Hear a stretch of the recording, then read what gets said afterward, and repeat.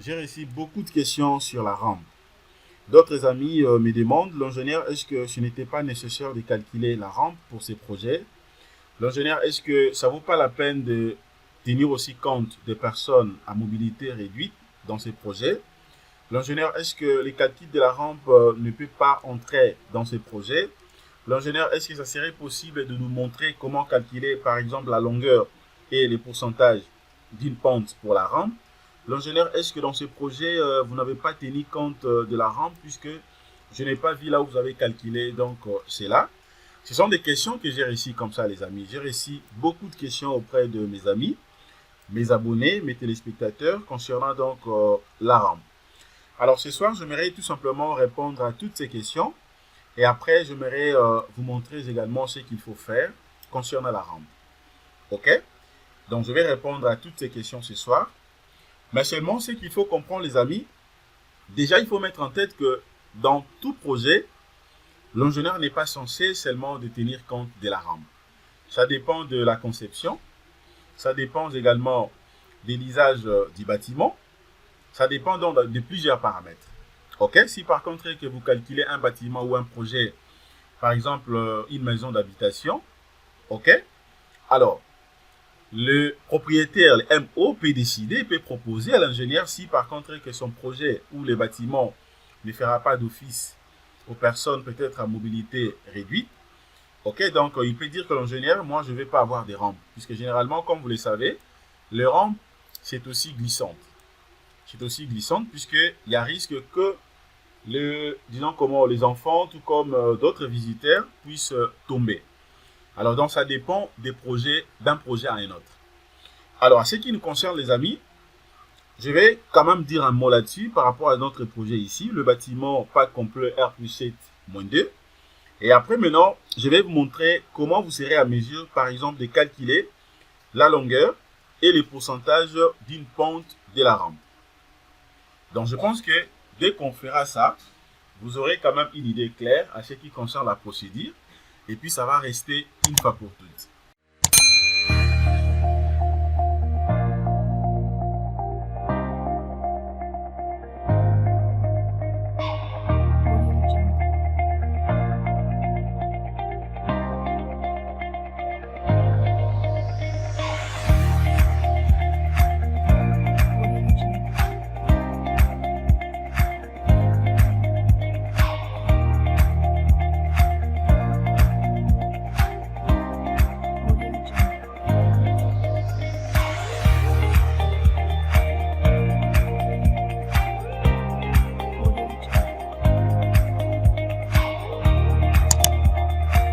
Alors, quelle est la signification de la rampe?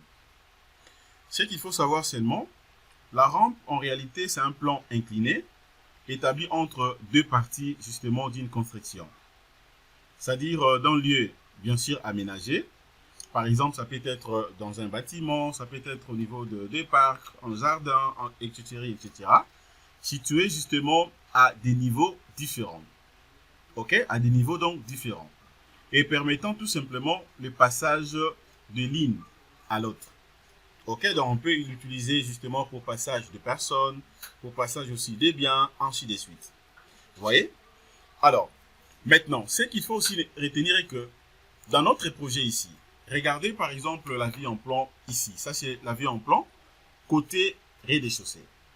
Vous allez remarquer que les deux rampes prévues ici avant d'accéder justement au niveau des halls commerciaux, ok, puisque vous avez des boutiques là un peu partout. Et puis de l'autre côté, ça c'est notre porche. Et puis vous entrez directement au niveau de hall commercial. Vous allez voir que ce sont des rampes mises à part. Ce sont des rampes mises à part. Donc ce ne sont pas attachés directement avec les bâtiments. Ok?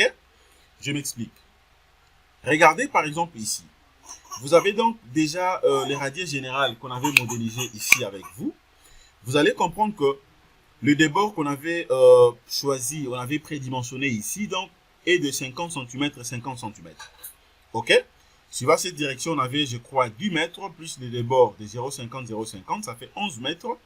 Dans l'autre sens, c'était 23 mètres 15, plus le débord. C'était, donc, je crois, 24 mètres 15. Ok? Donc, si vous prenez seulement les débords de 50, 50, regardez bien au niveau de cette vie en plan, vous allez voir en réalité, notre radius général se limite quelque part ici. Se limite quelque part ici au niveau des porches. Ok, donc c'est vraiment juste à côté de mire. Mais par exemple, tandis que les rampes sont un peu très très loin. Ok, puisque la distance de cette porche est justement de combien? Je l'avais coté, je crois que c'était de 2 mètres. De 2 mètres ou 2 mètres 30 ou 2 mètres 50. Vous voyez, donc c'est vraiment beaucoup plus éloigné. Puisque les débords, ça fait 50-50. Donc c'est pour dire quoi?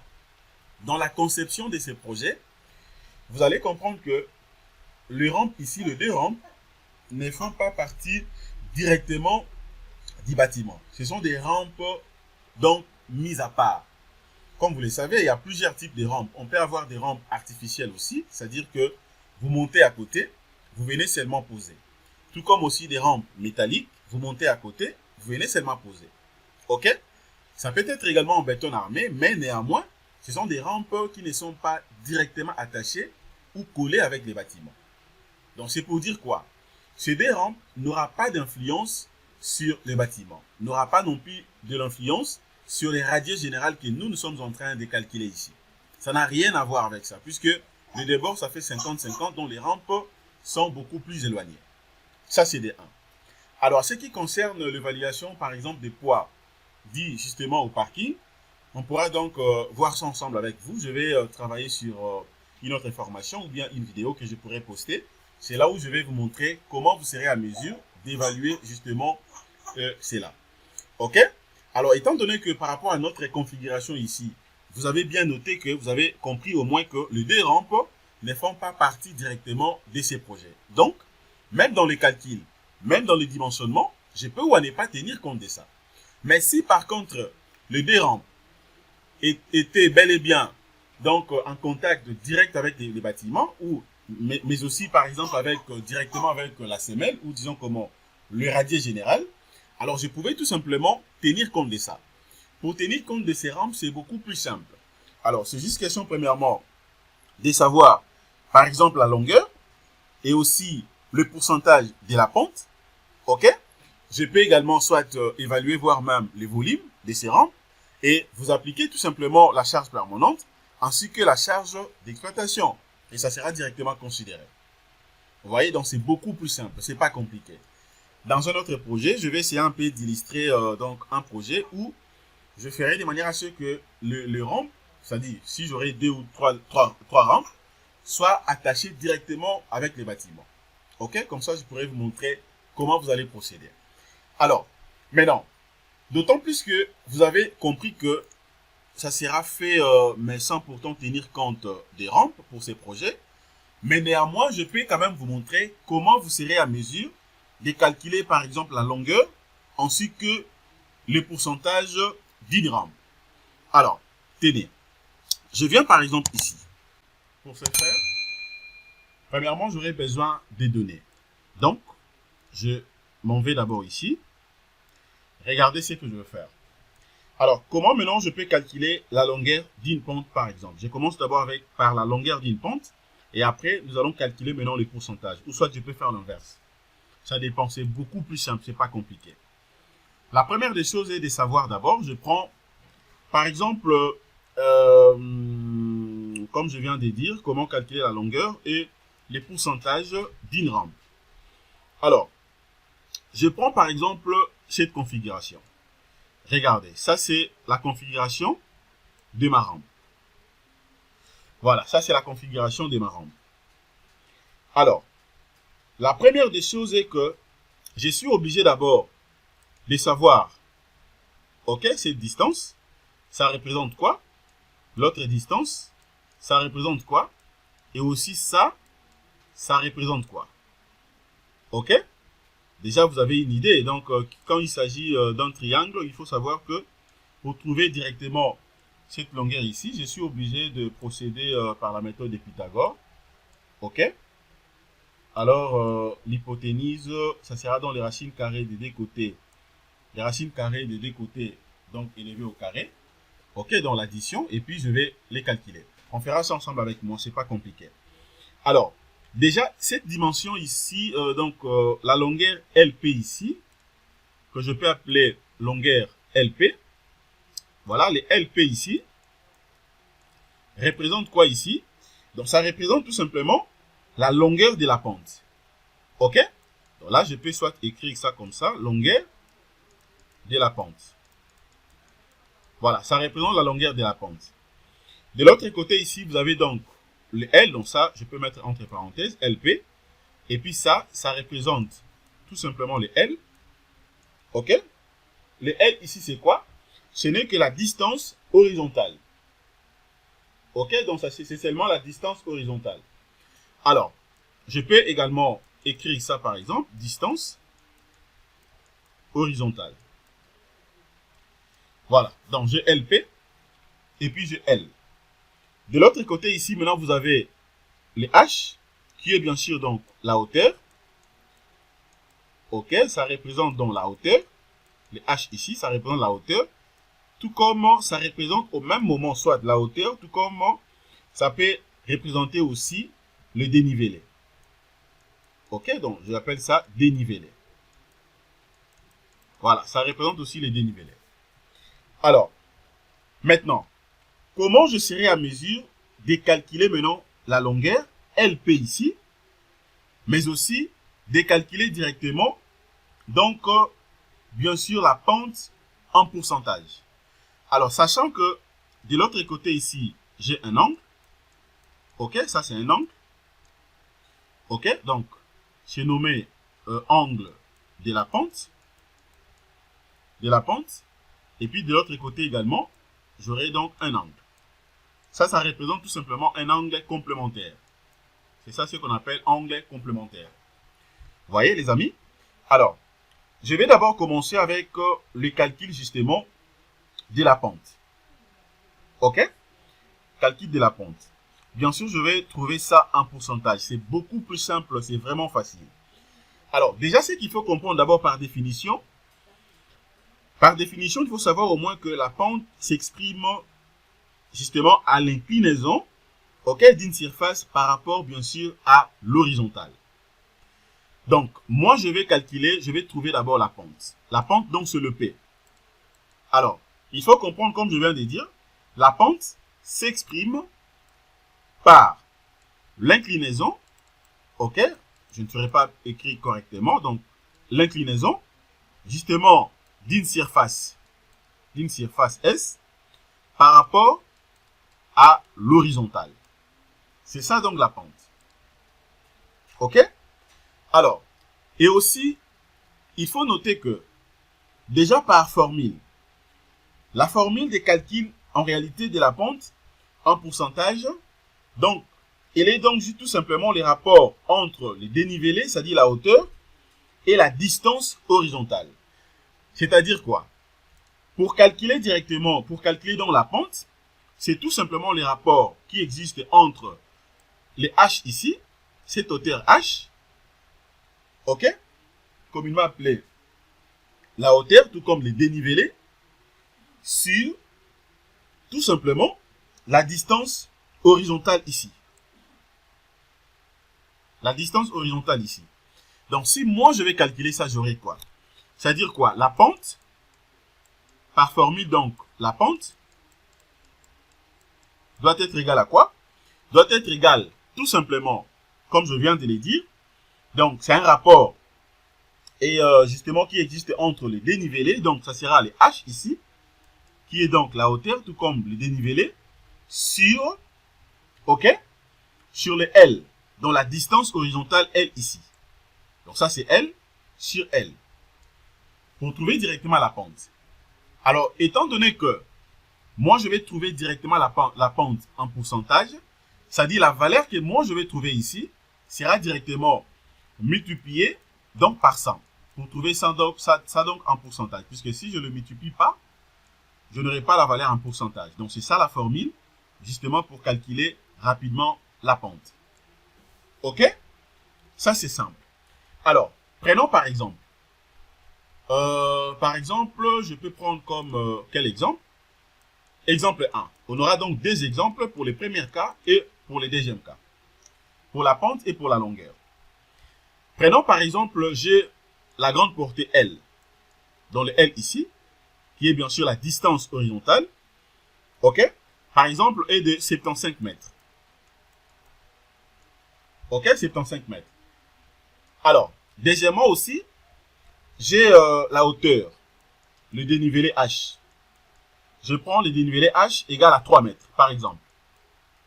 Puisque la pente, je peux calculer la pente pour les cas d'une chaussée, je peux calculer la pente et tout simplement d'une rampe qui est tout près d'une chaussée, soit au niveau de voies ferrées et tout ce qu'on sait. Donc, c'est la même procédure. Sachant que j'ai le L égale à 75 mètres et le H égale à 3 mètres, comment maintenant je peux calculer la pente? C'est simple, non? Je peux tout simplement, c'est juste question de remplacer ici. Donc, si je vais calculer la pente, j'aurai quoi ici? Ceci implique donc la pente sera égale à quoi? La pente sera égale tout simplement à quoi? À H. Je vais remplacer H par sa valeur, donc ça sera 3. 3 mètres sur le L qui est 75 mètres. 75 mètres. OK? Que je vais multiplier directement par 100 pour trouver ça donc en pourcentage. Déjà, le mètre tombe. Alors, je vais calculer rapidement. Donc, j'aurai 3 que je vais diviser par 75. Voilà, ça me donne une valeur de 0,04. Vous voyez? Alors, pour avoir ça directement en pourcentage, je peux multiplier par 100. Ça me donne directement 4%. OK? Ça me donne directement donc 4%. Voilà, donc là c'est bon. C'est bon, donc je peux conclure pour dire que la pente que moi je vais calculer ici, je viens de calculer ici, donc ça sera tout simplement une pente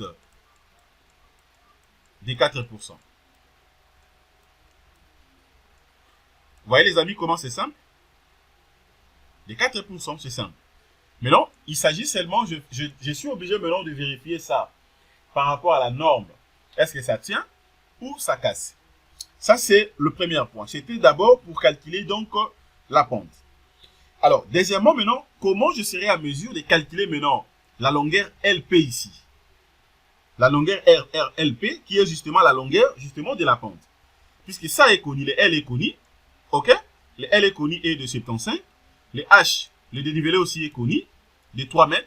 Mais ce qui n'est pas connu, c'est le LP ici. Comment maintenant je serai à mesure de calculer donc le LP? Alors, je peux les calculer à partir d'ici. Regardez comment je vais calculer le LP. Voilà. Alors, déjà pour le LP, les amis, c'est qu'il faut comprendre au moins que la formule de calcul de la longueur de la pente, ok, comme je l'ai dit tantôt, pour calculer tout simplement la longueur de la pente, cela revient à calculer tout simplement donc la longueur justement de l'hypoténuse du triangle en utilisant bien sûr les théorèmes de Pythagore. Ok? Donc c'est comme je viens de dire. D'autant plus que moi je vais calculer maintenant le LP. Le LP qui est justement donc mon inconnu. Ok? Le LP qui est bien sûr la longueur de la pente. La longueur de la pente. Alors, je suis obligé au moins de savoir les théorèmes de Pythagore. Alors, qu'est-ce dit maintenant le théorème de Pythagore? Je vais d'abord retracer encore une fois de plus ce triangle ici. Voilà, je retrace ça. La distance L est connue. Pour notre cas ici, est de combien? On avait dit de 75 mètres. Ok, 75 mètres. Le H, le dénivelé, est connu. De 3 mètres. Ok? Ce qui est inconnu ici, c'est donc le LP. C'est le LP, la longueur, justement, de la pente qui est inconnue. Alors, maintenant, les théorèmes de Pythagore nous disent ceci. Comment je peux trouver le LP? Pour trouver le LP, je suis obligé de faire ceci. La formule nous dit que le LP, c'est-à-dire la longueur de la pente, doit être égal à la racine carrée, justement, ok? C'est-à-dire, il faut voir maintenant les côtés adjacents et les côtés opposés. Ok? Alors, ça veut dire quoi? Ça sera tout simplement égal à la racine carrée de L, c'est-à-dire de L ici, qui est bien sûr la distance horizontale, bien sûr au carré, plus les dénivelés, donc la hauteur ici, h, ok, et aussi au carré. Voilà. Et aussi au carré. Alors, je peux directement remplacer. Donc, ceci implique donc le RP sera égal racine carrée de L carré. Donc, je remplace L par sa valeur. Donc, ça fait 75. Ça sera donc 75 carré plus les 3 au carré. Et donc, je peux calculer LP sera égal à quoi ici? Donc, j'aurai racine carrée de combien? 75 carré, ça me fait combien? Si je prends 75 carré, donc ça sera 75 fois 75. Ça me fait 56, 25. Donc, 56, 25. Plus, là, ça fait 9. 3 fois 3, ça fait 9. OK? Donc, ceci implique, j'aurai quoi? Racine carrée de combien ici? Ça me fera racine carrée de combien? Donc, j'aurai maintenant 9 plus 56, 25. Voilà, ça fait 56, 34. 56, 34. OK? J'ai fait maintenant LP sera égal racine carrée de 56, 34. Ça me fait combien? Voilà, donc là, je vais directement calculer ça. OK? Je peux utiliser ma calculatrice ici. Donc, ça me fait racine carrée de 5634. OK? Voilà. Ça me donne directement la valeur de 75,06 mètres. OK? N'oublie pas que le 75 carré ici, c'est donc en mètres. Hein, c'est le mètre. Donc, cela revient à dire quoi ici également? Ça sera dans le mètre. OK? Donc, ça fait 75,06 mètres. Donc, c'est pour dire quoi? La longueur justement de la pente, le LP, ici, est égal à combien? Le LP calculé ici, donc j'ai trouvé une valeur de 75,06 mètres. Voilà. Donc, si je vais rentrer dans la case de départ, donc je dirais maintenant que, à ce stade maintenant, le L est connu, égal à 75 mètres. Le H est connu, égal à 3 mètres. Et aussi le LP est connu, égal à combien? Nous avons trouvé une valeur de combien ici? De 75,06. OK? 75,06 mètres. Donc les amis, voilà ce qu'il faut faire afin de calculer rapidement donc la longueur, justement de la pente, mais aussi les pourcentages de la pente. OK? Donc c'est comme ça qu'il faut faire. Mais néanmoins, il est à noter également que il faut savoir que selon la norme, OK, selon l'on-dit norme, l'accessibilité justement de RFP, donc c'est la norme justement d'Andy, nous dit que pour la rampe, OK, pour la rampe d'accès PMR, c'est-à-dire la pente doit être inférieure à 6%. La pente doit être inférieure à 6%. C'est beaucoup plus important justement pour permettre à ce que l'accès soit beaucoup plus facile. Allez-y comprendre si par contre que vous voulez exécuter soit une rampe pour des personnes avec donc faiblesse de mobilité par exemple, et que la pente est tellement forte, ça sera un peu compliqué pour eux également d'y accéder, surtout pour les cas des bâtiments. OK, déjà vous allez comprendre chez nous ici, après avoir calculé, on avait trouvé donc une pente de 4%. Donc déjà les 4% est inférieur à 6%, et donc c'est pour dire que nous sommes dans les bons. Mais il y a également des conditions qui peuvent faire de manière à ce que vous puissiez dépasser cette marge de 6%. OK, ça peut aussi dépasser. OK, il faut comprendre seulement que les 6%, ce sont des rampes. Ces genres de rampes donc sont installées beaucoup plus lorsque le dénivelé entre la voirie, OK, et votre établissement par exemple, n'est pas n'est pas vraiment à une distance beaucoup plus considérable. OK? C'est là il faut beaucoup plus tenir compte de ça. Puisque ça va vous aider de manière à ce que vous puissiez éviter d'autres incidents. OK? Mais cependant, il est à noter également que la pente, justement, de la rampe peut être augmentée également à 10%. C'est-à-dire quoi? Les 6%, oui, mais il y a des cas où ça peut être également augmenté à 10%. Il y a des cas où ça peut être augmenté aussi à 10%. OK? C'est augmenté à 10% si et seulement si la distance, OK, est un tout petit peu, je dis bien, un peu éloigné dans le sens où, si par exemple la distance est inférieure ou égale à 2 mètres. Si la distance est inférieure ou égale à 2 mètres. OK? À 2 mètres. C'est-à-dire quoi? Il faut seulement comprendre que ces pentes peuvent être donc augmentées à 10%, OK? Justement sur une longueur à 2 mètres. C'est-à-dire les 10% maintenant. Donc, il est à noter que ça peut aller également jusqu'à 12%. C'est-à-dire 12%. Si c'est inférieur ou égal à 50 cm. Selon bien sûr la norme de ERP. OK? On dit norme. C'est pour dire quoi? Les constats est que au fur et à mesure la distance est beaucoup plus proche, la pente également augmente. La pente augmente. Puisque ici vous allez voir que 50 cm, la pente est ça peut être des 12% aussi. De 2 mètres, ça peut être des 10%. Mais ça dépend maintenant de l'usage beaucoup plus du projet. OK? Mais pour notre cas ici, vous allez remarquer que la distance ici était de combien? On avait une distance de combien ici? De 75 mètres.